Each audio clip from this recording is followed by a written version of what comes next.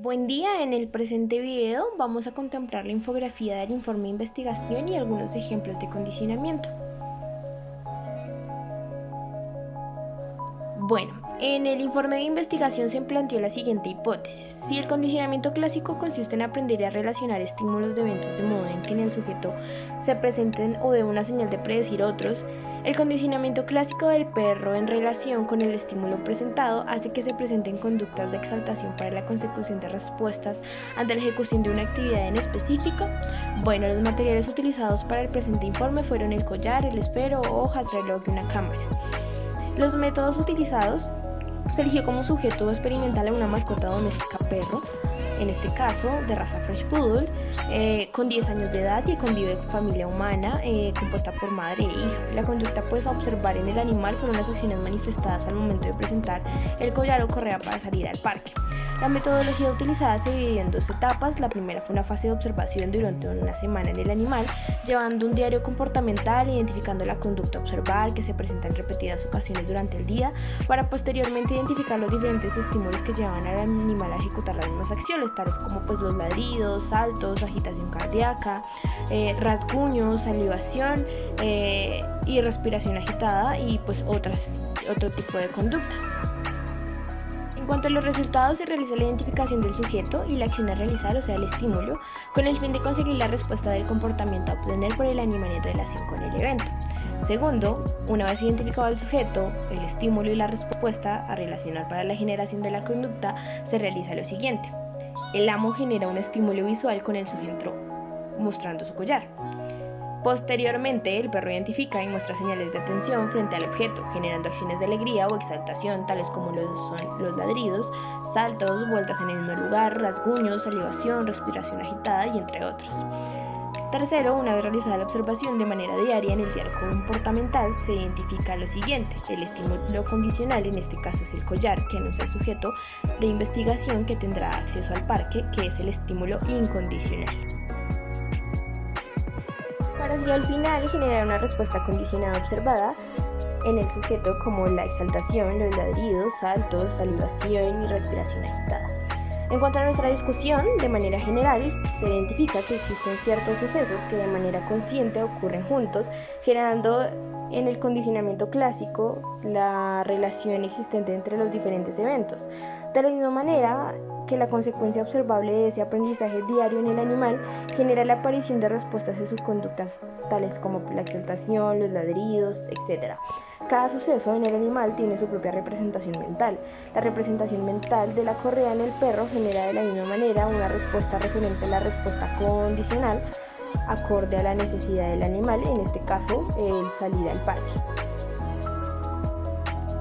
Finalmente, presentamos la medición del diario comportamental. En este caso, encontramos una tabla acorde a las observaciones realizadas y las acciones que tiene el sujeto. En este caso, el porcentaje de presentación de la acción se realiza bajo el 100%, que en este caso sería el número de veces de las observaciones que se realizaron. Eso, sobre el tipo de acciones que queríamos identificar, nos dieron un resultado de que tanto los ladridos, la agitación cardíaca y la respiración agitada, en cuanto al 100% de las observaciones, de las 7 observaciones, se presentaron todas en un 72%.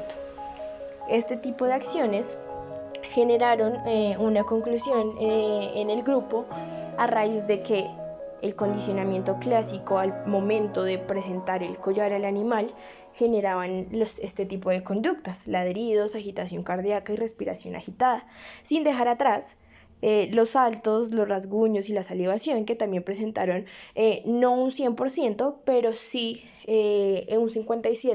un promedio de 57% de la acción.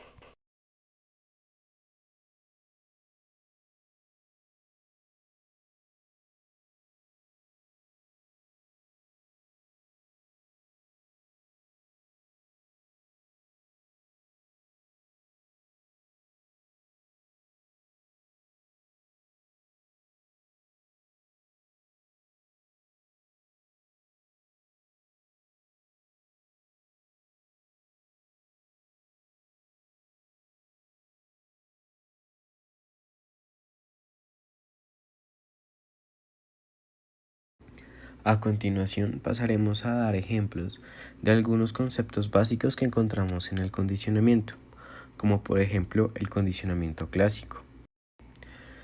Se llamó condicionamiento clásico a la creación de una conexión entre un estímulo nuevo y un reflejo ya existente.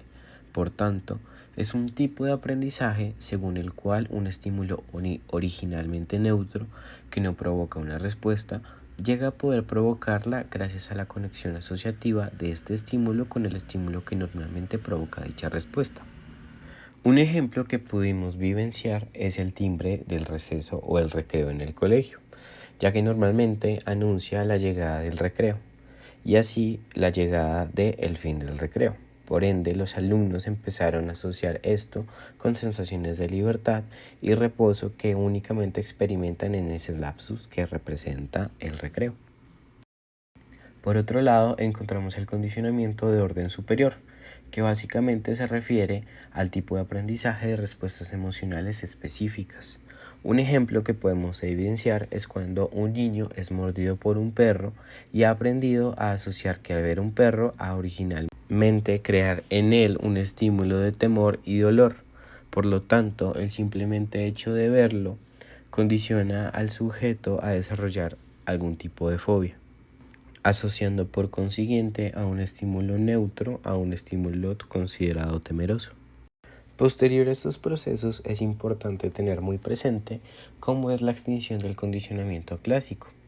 Esta se refiere principalmente al debilitamiento de una respuesta condicionada ante la ausencia del estímulo condicionado.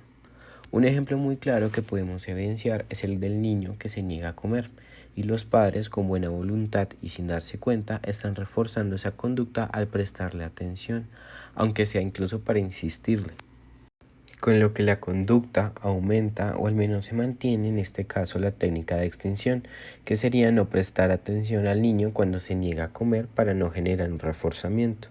La falta de atención propiciará que la conducta desaparezca. Un castigo positivo, por otro lado, es aquel en el que se aplica un estímulo aversivo ante la realización de una conducta determinada.